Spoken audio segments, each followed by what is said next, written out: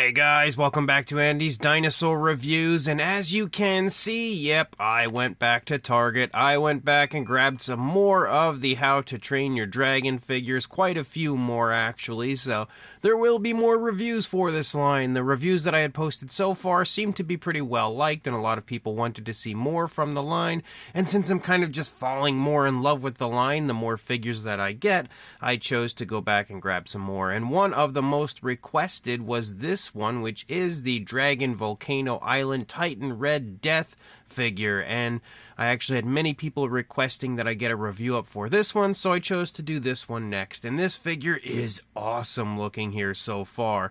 I have been talking with Dino Mike Mac about this, and he had shown me some images of his that he acquired, so I'm pretty excited to now see this figure in person. And as we can see, it looks pretty huge, no doubt about that. The box art is also really cool. I like how it has a beautiful image of the dragon here, and then you kind of lead up into the toy itself. Looks pretty darn neat. You can, of course, see the head of the dragon exposed here from the box. As you move around, you have the How to Train Your Dragon logo and stuff on the box. Basically the same sort of stuff on the opposing side, and then here on the back, a really nice shot of the figure itself, which again right there looks extremely epic. So I'm gonna pop this box open, pull it out, and we'll see what this thing looks like in hand. So there it is. We now have it assembled and looking incredible. Honestly, this figure is super impressive in hand. This thing is massive, first of all, and it is beyond words gorgeous as far as the sculpt and paint. It is, in my opinion, my favorite so far for this line, and will probably be my favorite figure for the line overall. I'm not going to lie to you guys. I can't see it getting much cooler than this one, and much more impressive. But I'm going to readjust the camera here so we can kind of bring it up for a closer look. So starting here in the head sculpt of the Red Death Dragon, you can see again the head sculpt looks really cool. One thing I instantly noticed is just how many eyes this thing has, and if I don't take out my light over here to the right, we can bring it in and show that to you. You can see you have 3 different eyes, all painted with a green and given black pupils. They're not exactly placed in the same direction, so I don't know if this dragon has the ability to look in different directions with each eye, or if that's just poorly placed paint. I'm not too sure. But we have some really nice looking texturing here to the face. In some areas it is a little muted, like you can see again. It's not super impressive moving up into that area, but it looks decent for the most part. I love the mixtures of blacks and reds here on the face. You can see really smooth transitions and everything when it comes to that. They've really done a great job of adding all of this paintwork in up here in a really smooth and natural way. We can also see the horn for the dragon, and I really quite like the fact that the horn is like chipped up here at the end, but even moving the entire way up through the horn, again, there's so much really nice fine detail, all sorts of kind of cracks and crevices, and very impressive texturing. It's also really smooth as far as the transition up into the brownish tone of the horn as well. As you can see, I keep accidentally moving the mouth. We do have an articulated mouth, but well, I wasn't expecting that. The articulation is in both the upper and lower jaw, so if I could try to find a way to look at that, here we go. You can see the tongue. Pretty interesting looking tongue we have, actually, with like a 3 little endings there to the tongue, which is pretty interesting. You can also see a very dark kind of purplish tone for the inside of the mouth, and if we actually try to turn the dragon over to get a look inside the upper side, you can see again that paintwork extends up to the top of the mouth. There is a small section in the back of the throat there where we do see the black rather than the dark purplish tone, but the detail looks really good, and overall I think that entire area looks quite nice when it comes to both the detail and paintwork. But that I imagine is part of the action feature, which we'll check out here in just a little bit. But again, that is a very impressive looking head sculpt for our dragon. As you move up into the, I guess you could call it like the frill area of the dragon, you can see again very bumpy texturing throughout, all sorts of different transitions back and forth between the blacks and the reds and stuff. It looks really nice, and again overall quite high quality. That's one of the things I think I'm most impressed with when it comes to these dragons, is just how darn nice the sculpts of them are. But the paintwork as well has been pretty nice and smooth the entire way through. As you lead down into the lower jaw, jaw, you can also see again the detail looks pretty decent, maybe again slightly muted, but not half bad at all. We have kind of a glossy look though for the lower jaw, which is kind of weird. I'm not a big fan of that. As you move back though, you can see we transition to a light grayish sort of a tone. Not super light, but lighter than the black that we have on the figure. And we have all kinds of like wrinkling and creasing in the throat area. Super smooth transition as we move up again into the black there on the back of the neck. And then again, that continues to lead down into the body, and we still have some more areas with a little bit of like a satin shine. The body itself doesn't really seem to have that shine, but the legs do. We can see it on the lower jaw. So again, sometimes you'll see that from different companies. I'm never a big fan when that kind of thing happens. I would prefer the entire thing to have either the satin shine or a matte finish, but it does have a little bit of a shine to certain areas on the body. The skin texture continues to look really quite rough and bumpy as you move through the dragon. We have some nice musculature displayed in the front leg. As you lead down, you can kind of make out the elbow and everything back there. As you lead down into the foot sculpt also looks quite nice. We've got some very impressively sculpted toes. The nails are rounded, of course, but that's to be expected. It is a children's toy in the grand scheme of things. And the nails, again, have a nice satin shine like most of the dragons have had the entire way through. We do have articulation in the legs, of course, forward and back, which works really quite smoothly. Kind of looks like we would have ankle articulation, or I should say wrist actually for right here, because there's a little seam there and you can kind of see it moving, but I think that's just another piece that was applied later and there isn't any actual articulation right there. As you move back into the stomach, again, we still have more of that bumpy texturing throughout. Again, a really smooth transition up from the gray to the black body of the dragon. Again, we have all sorts of really bumpy skin texture again as you move back up into the body. As you lead back into the rear leg, again, you've got articulation, of course, forward and back, which works really quite nicely, very smooth. We can see the muscle definition again in the thigh and calf, big bulging calf muscle. You can see the knee right there. We still have the same, again, bumpy skin texture, and as you move down into the toes, pretty much the same thing for the rear foot as what we had seen on the front foot, again with the nicely sculpted toes, and of course the satin shine on the nails. As we move back, you can see that the grayish tone starts to disappear, sadly, as we move into the tail. One thing that is unfortunate is the tail comes disconnected, and once you apply it, it looks like it should have some form of articulation or something, but it actually does not. It's just a separate piece that is applied later. It would have been nice to have some sort of articulation out there in the tail. Now, we're going to try to lead out into the tail as the wing is over here hitting one of my lights, but leading out into the tail, you do have a pretty long tail. It's not super long, but probably one of the longest tails out of any of the dragons I've taken a look at so far. You do have another spot right here where you can see a seam, because that is a separate piece that is actually a little bit of a rubber material, so it's kind of flexible, whereas this is more of a hard plastic. And as you move out, you do have like a club tail here at the end of the tail of the dragon that my camera doesn't want to focus on. There we go. And you can see an awkward sort of a seam out here where there's like a little separate piece that's been added to it.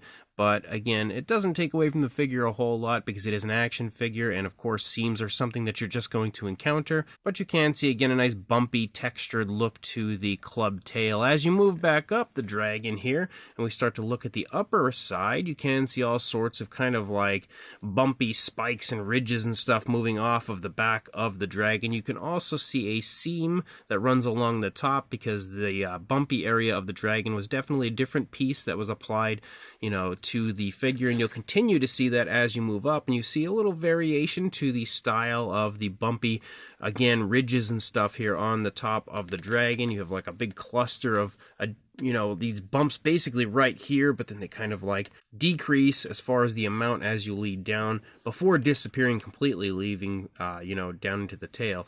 But as you move up, you can see the entire back is basically filled with that very bumpy ridge-like look, and you can see, again, more of that reddish tone. It's like a red-orange moving along the back, which I think, again, the the combination of like the red, orange, and the black is just the perfect look for this dragon, and it looks so nice on the toy itself.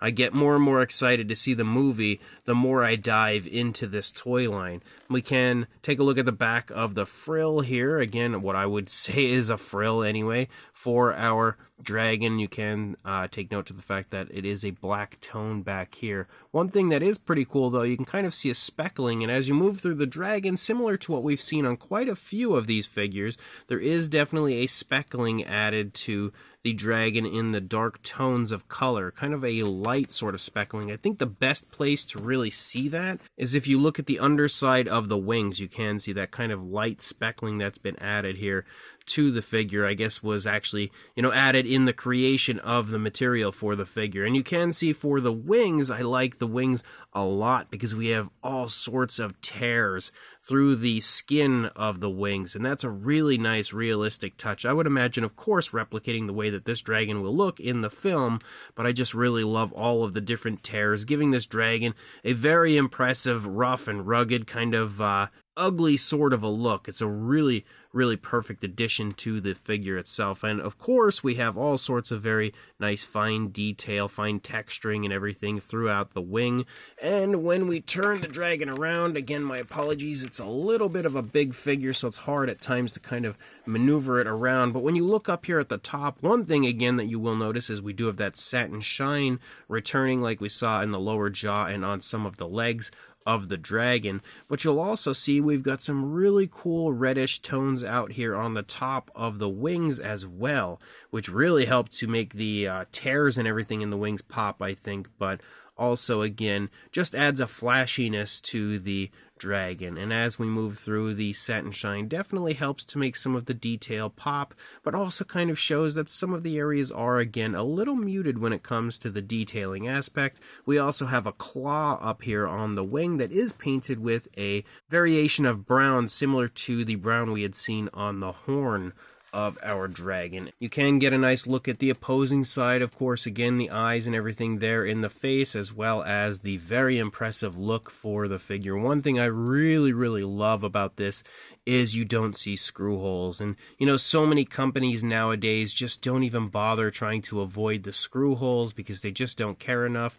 But clearly this one does, and again, the lack of screw holes, in my opinion, makes the figure look so much nicer. We do also have the gray again moving along the underside, as well as some nice impressive detail down here. You are going to see things like the battery compartment and stuff like that down here, of course. That's just to be expected. You can also take note to the fact that the gray does disappear moving out into the tail, which is a little bit sad. And then, of course, we also have the opposing side here for the wing, which we had taken a look at the other side for the wing at first. And you do also have articulation in the wings, which can go up and down pretty nicely, actually can go down and can go up pretty high as well, which we can see right there. Of course, they can also swivel, so you can reposition the wings if you would like, and basically put the wings back at the side here of the dragon so that when we put it down, it now looks a little bit more relaxed. So I really quite like that as well. The articulation of this one is pretty fun. I just really wish it would have had some form of tail articulation. There is also a switch on the underside. I would imagine this would be the off switch, but then there's a 1 and a 2. We'll go ahead and try to just move the head and see what happens.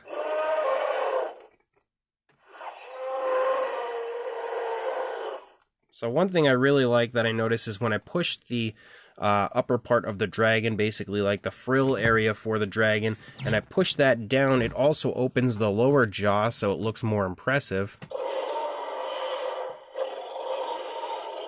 I'm actually going to go ahead and get a little bit of a better angle of this for you guys.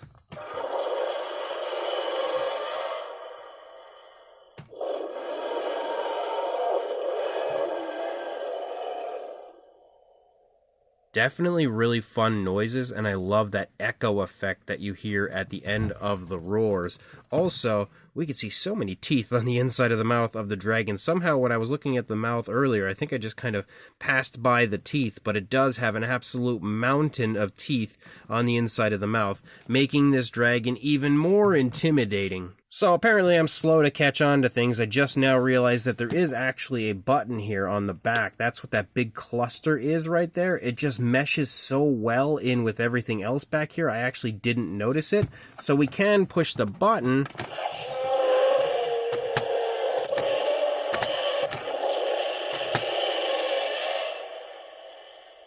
And as you can see, we have a chomping action feature. The mouth doesn't really close too well. It basically just hangs open. But it does look fun. It's definitely something that I know kids would enjoy.